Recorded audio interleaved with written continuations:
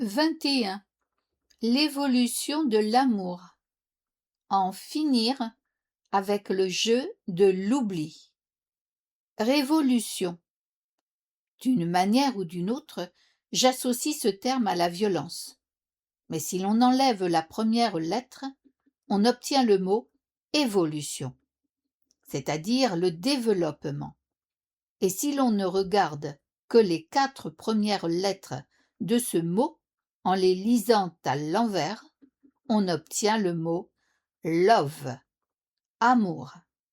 L'amour est à la base de l'évolution, aussi bien que la révolution.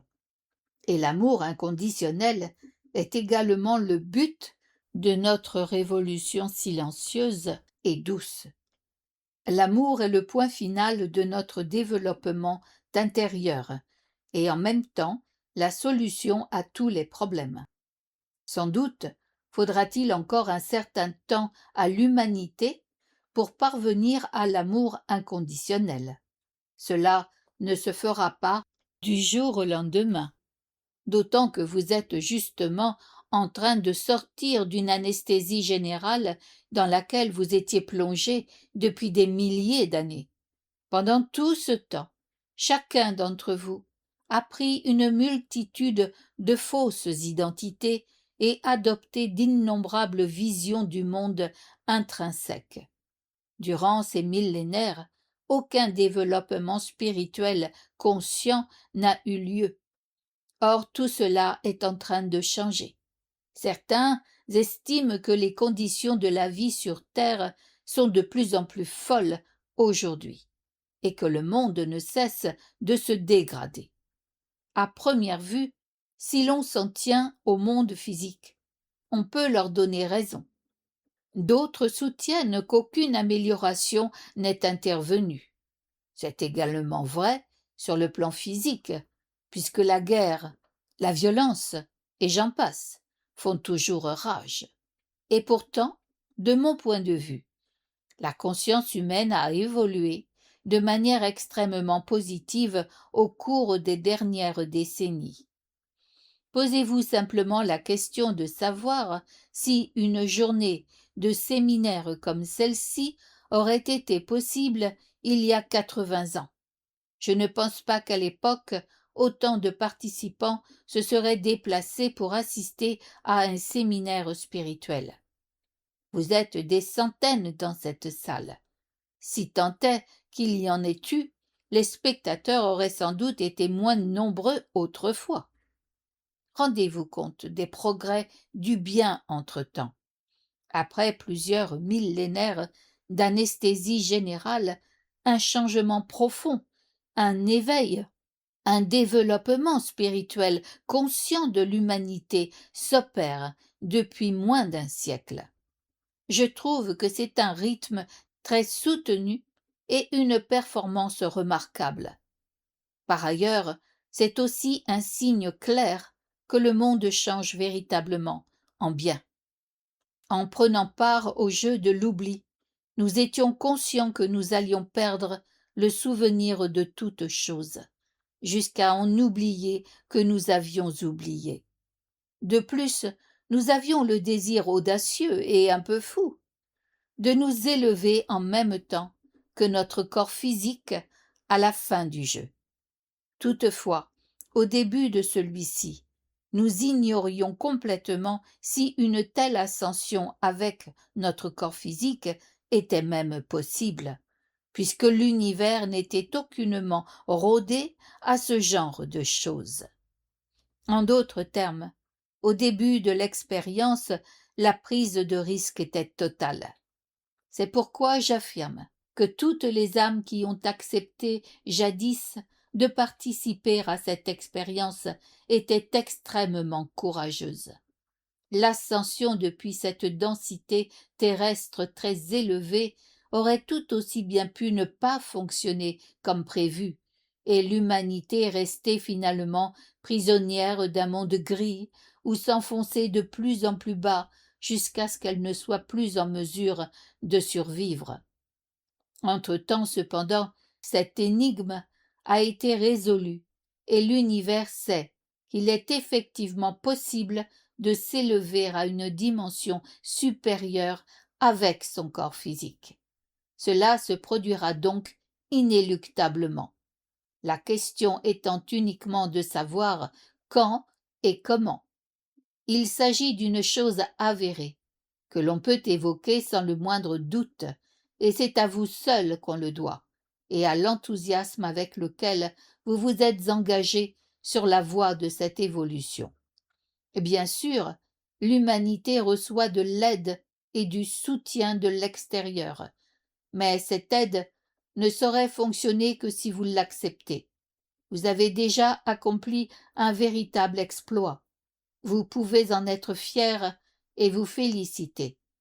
Ce n'est pas à la portée de toutes les âmes de faire preuve d'autant de courage pour se lancer dans un jeu dont l'issue est incertaine et où, par surcroît, on plonge votre conscience dans une anesthésie générale de plusieurs milliers d'années. Toutefois, vous l'avez osé et réellement mené à bien.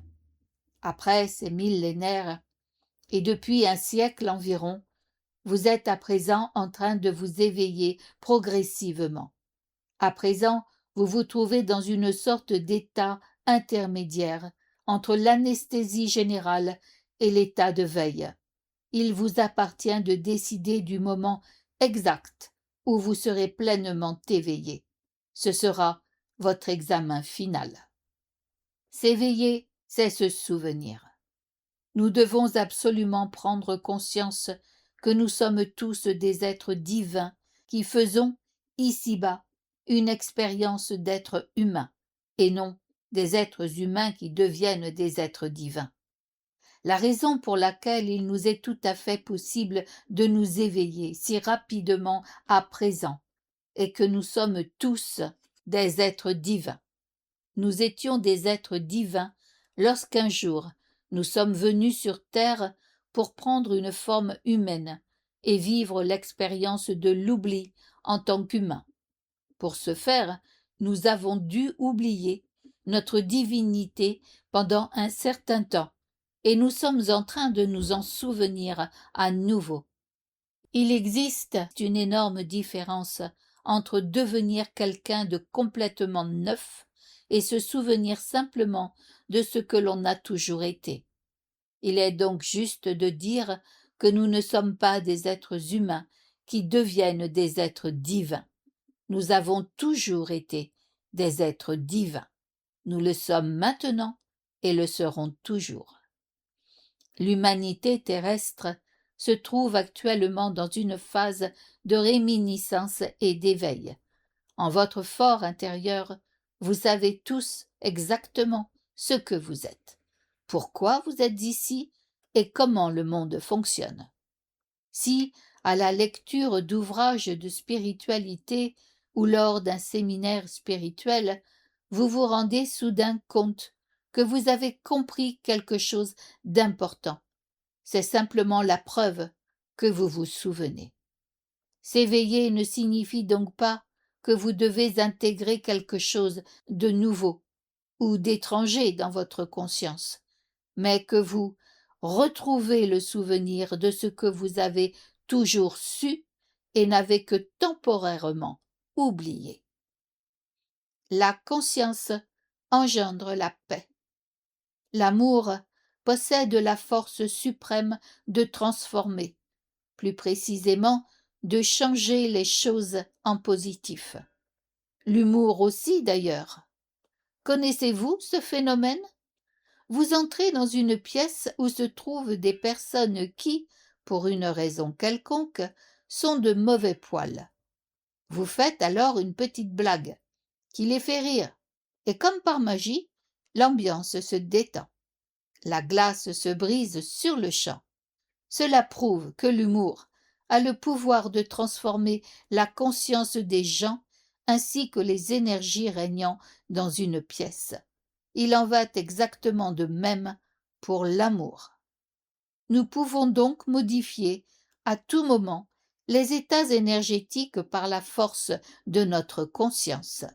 Cela prend toute son importance quand on songe que la violence continue de régner dans le monde et que des guerres y font rage.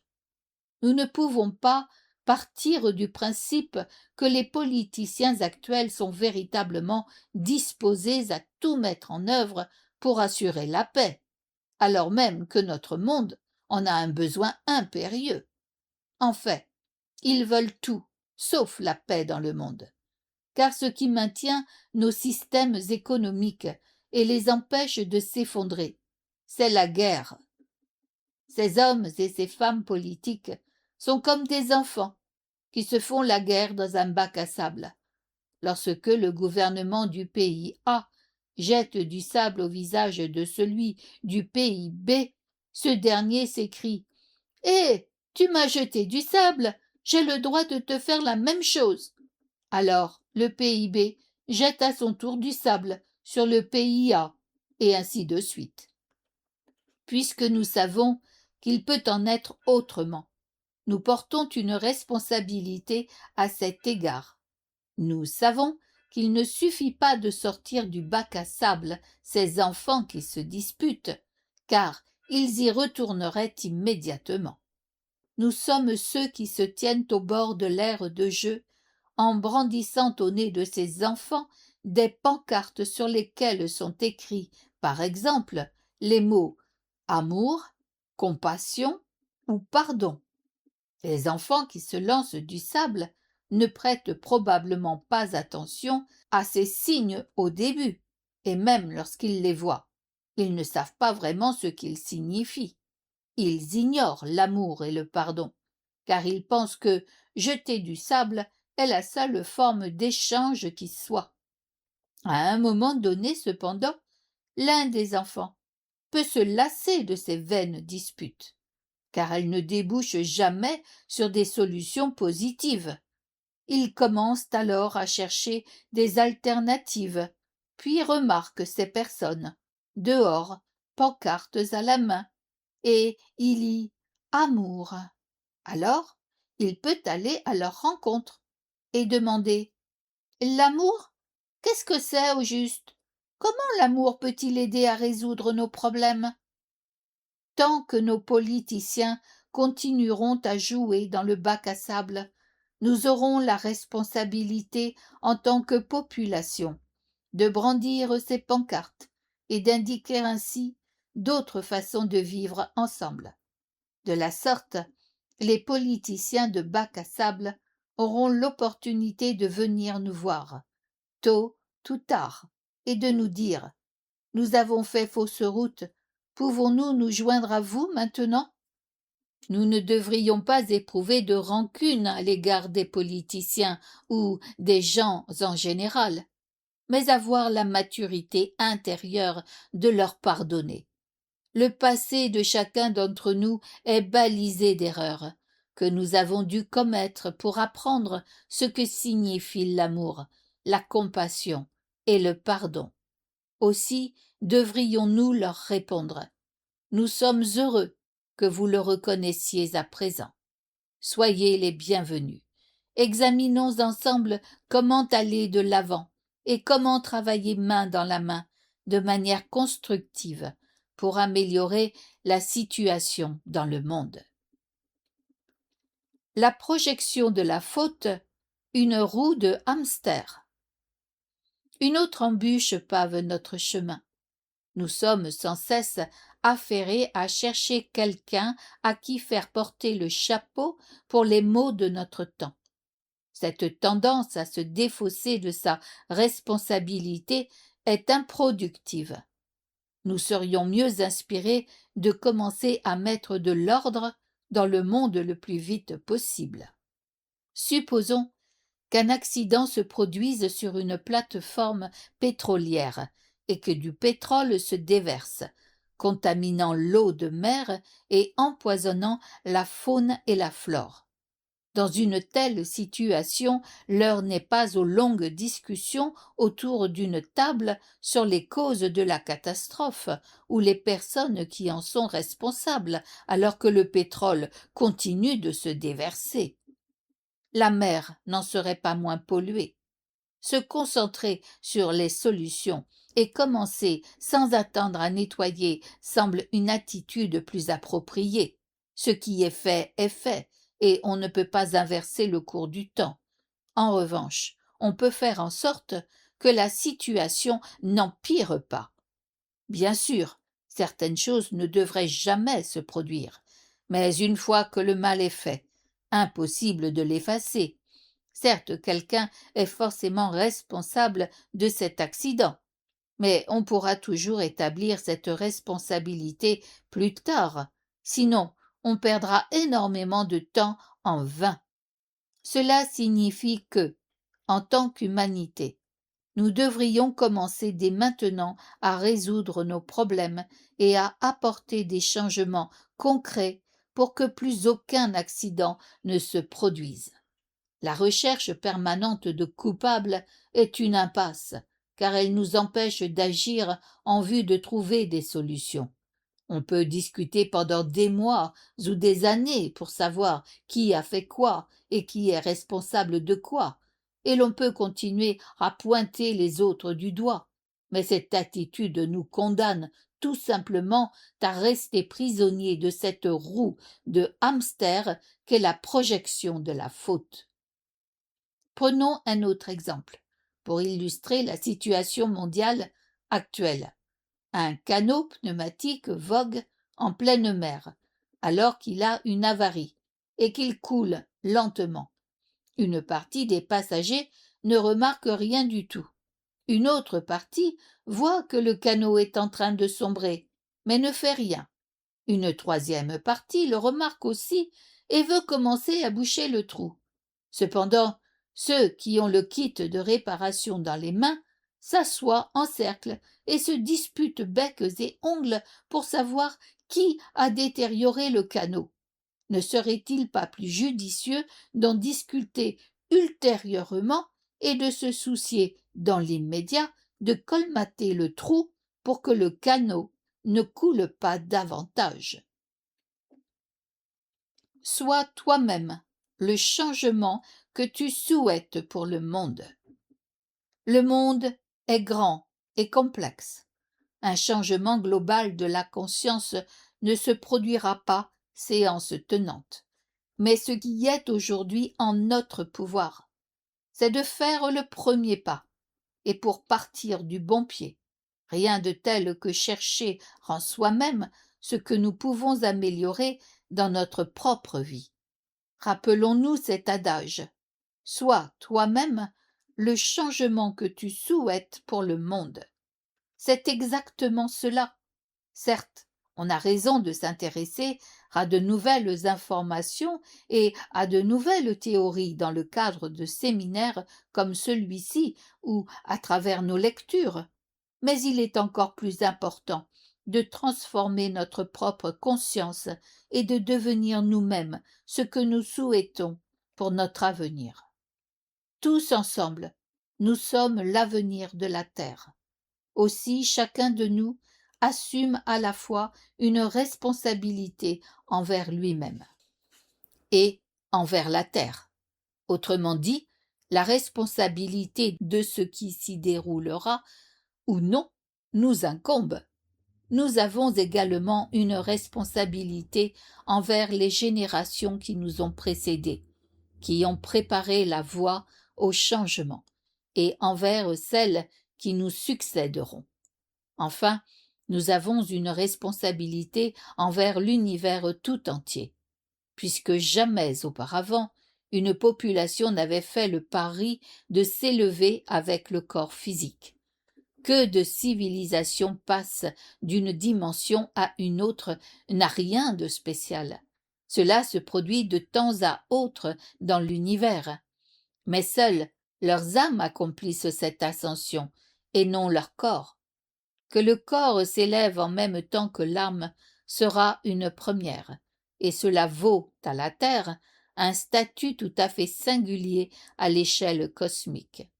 Si la population terrestre réussit ce pari, elle posera un nouveau jalon dans l'histoire de l'univers. Pour assumer toutes ces responsabilités, Nous n'avons qu'à suivre notre cœur. Dès lors que nous sommes nous-mêmes à part entière et que nous suivons notre cœur, tout ira bien. Une dernière chose en guise de conclusion. Il est évident qu'après une journée de séminaire comme celle-ci, vous ne pourrez pas vous souvenir de tout ce que vous avez entendu, mais ce n'est absolument pas nécessaire. En revanche, chacun de vous gardera précisément en mémoire ce qui aura résonné en lui, car les sujets qui entrent en résonance avec vous sont ceux qui importent actuellement dans votre vie. Contentez-vous dans un premier temps de vous occuper des questions qui sont importantes à vos yeux en ce moment. Faites simplement un pas après l'autre, en restant toujours détendu, insouciant et joueur. Alors, tout ira bien. Question du public. Une troisième guerre mondiale va-t-elle se déclarer? Réponse. Cela dépend entièrement de nous, les humains. Si nous nous éveillons collectivement à temps et que nous cessions enfin ce jeu de bac à sable, alors aucune grande guerre n'aura lieu. La responsabilité nous incombe en tant que population, et non aux politiciens qui, en fin de compte, ne peuvent rien faire sans notre soutien. Cela s'applique aussi bien aux guerres qu'à tous les aspects de la vie. Les choses n'arrivent que lorsque la majorité des gens le permet. On peut avoir l'impression que ce sont les politiciens qui prennent les décisions et sont à la manœuvre, mais par le biais de notre conscience, c'est bel et bien nous qui les y autorisons et les soutenons sur le plan énergétique. C'est là que réside notre responsabilité. Nous avons donc les cartes en main pour décider si le changement sera plutôt frénétique et guerrier ou plutôt doux et pacifique. Toutefois, au plus tard à partir du moment où l'humanité se sera éveillée collectivement, les guerres ne seront plus possibles.